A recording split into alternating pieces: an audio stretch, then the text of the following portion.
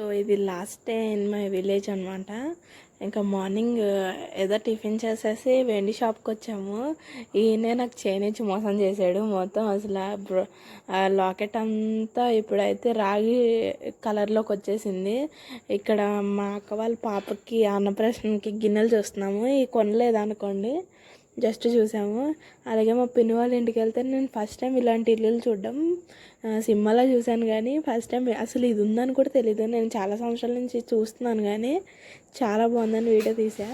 ఇంకా మొన్నటి మట్టి జాతర ఎవరిది అసలు చూపిలేదు. జాతర చూపించాను, కానీ ఈ అమ్మవారిదే శ్రీ శ్రీ శ్రీ పోలేరమ్మ తల్లి అనమాట.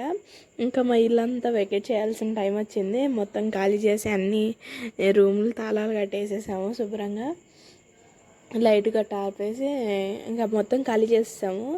మ్యాక్సిమం ఏమి ఉండవు ఇంట్లో, సామాన్లు చాలా తక్కువ ఉంటాయి.